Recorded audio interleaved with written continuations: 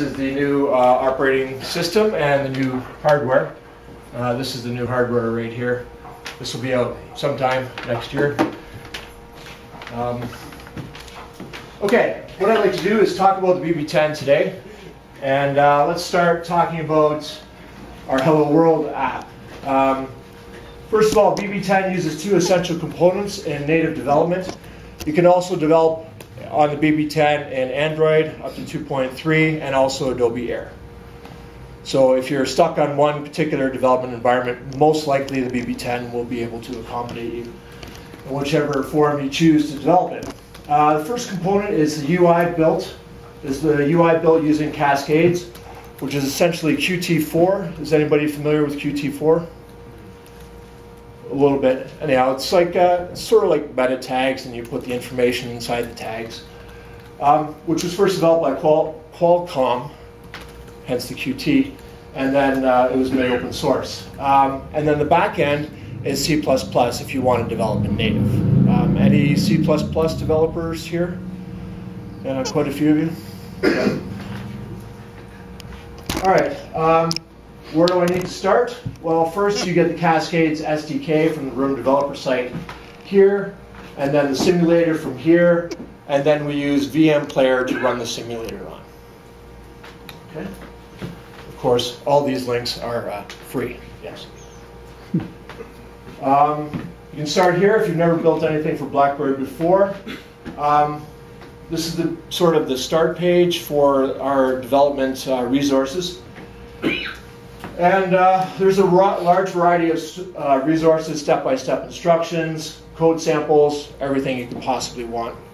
Also, in the past year, there have been a lot of BB Jam events all around the world. Most of those events have been filmed, and all the film is available on the developer sites. Okay, so if you have any questions about that.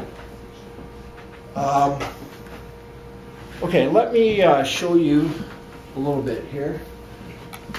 The development environment. Now, if you've ever used Eclipse, this is a familiar environment for you. Okay. And I'll close this for now.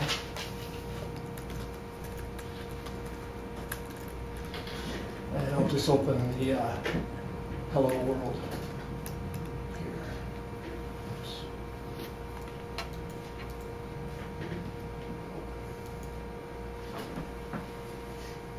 Okay, so in this case we have our QML file, which is essentially, as I was saying before, it's slightly programmy. I mean, you're using brackets and things like that, but it is a lot different than other development environments. You have a page which holds everything, then you have containers within a page, and then you can put elements within the containers. Okay, so you're basically dealing on a stacking level, like that. And here, if I decided to split my development view, we have our Hello World image here. And then if I wanted to add more controls, I would just go over here. Let's say I want to add a button in the middle of it, or a button. Let's see. I'm going to regret this. Okay. I want to add a button here. I think I can get away with that. Right here. Then there would be a new button, and I could just add information in the button there.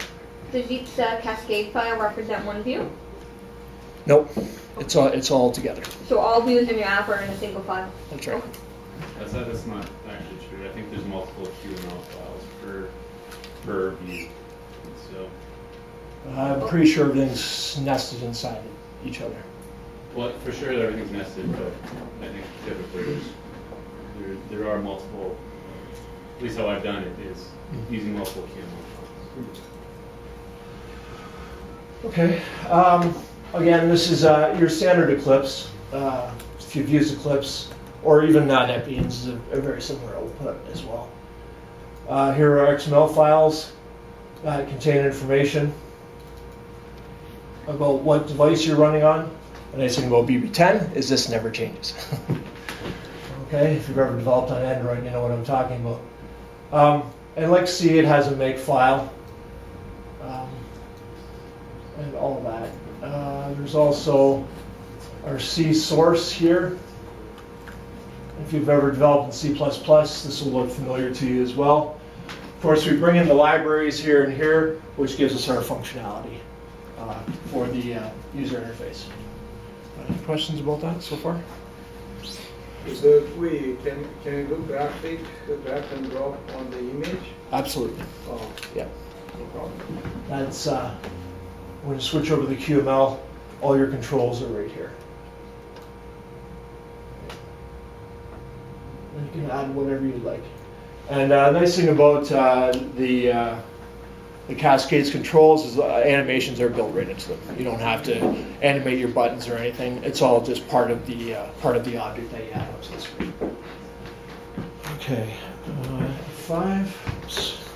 To be on the thing here. There we go.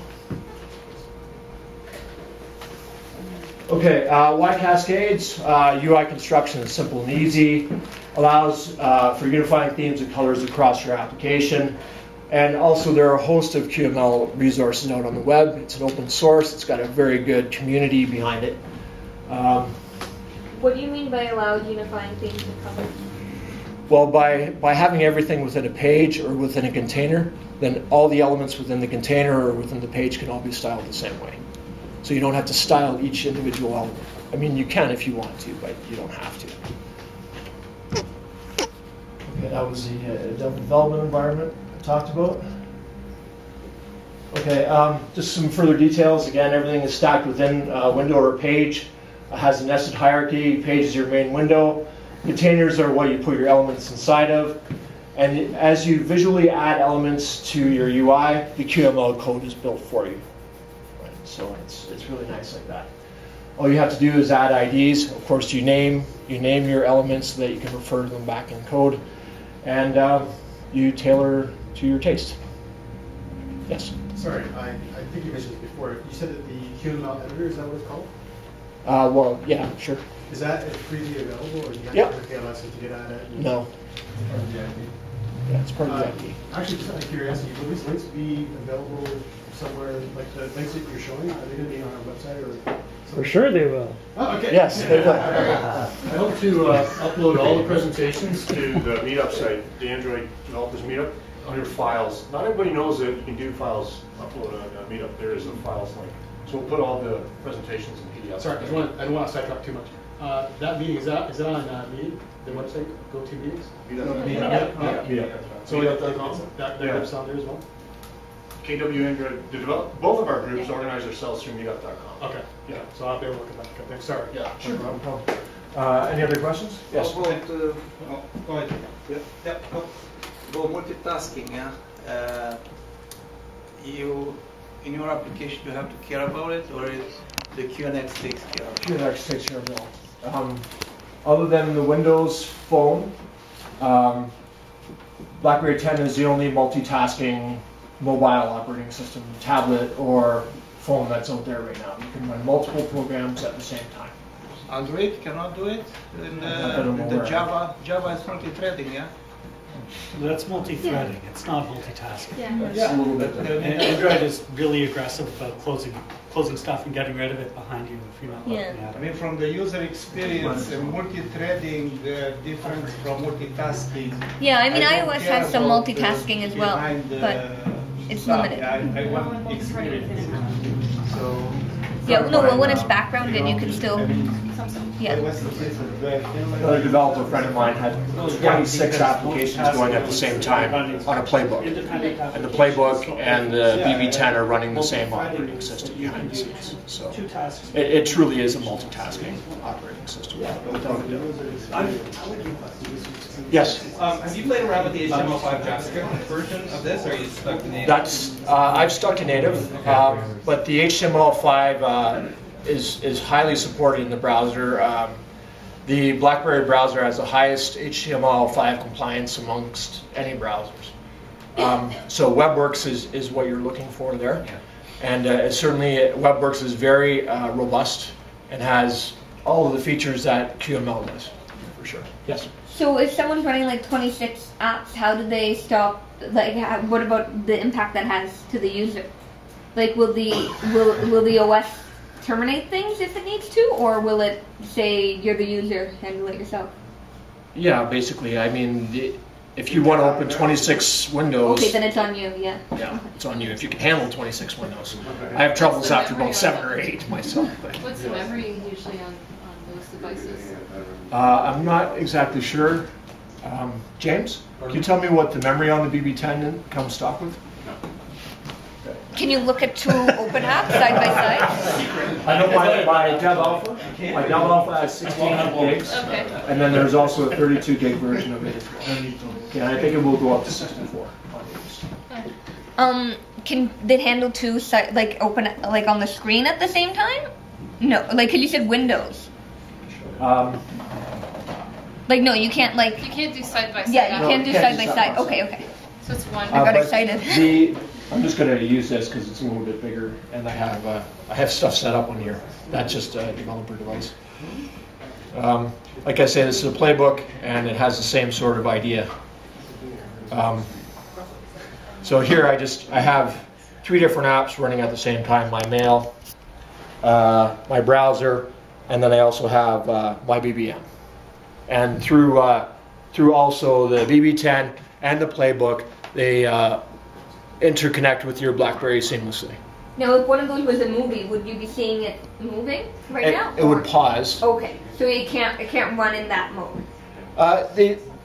Your calendar will update itself, things like that. You'll get new messages, Okay. and then the little red corner will light up here and tell you that something's going on in the background. Okay, but you couldn't like have like a dynamically updating thing as you watched it. I tried running video at the same time. The browser pauses the video. Not that the hardware can't handle it, but the browser does it when it's minimized. It's just a UX. Yeah. UX decision. Exactly. You don't want to keep playing a video if it's minimized and Right. users in their inbox, right? But could you, as the developer, make it play? I haven't tried that, but yes, I would say you could have a video running at the same time. It's a very robust operating system and hardware, quad-core technology and all that. Okay, I'm going way over my limit here. Thank you very much.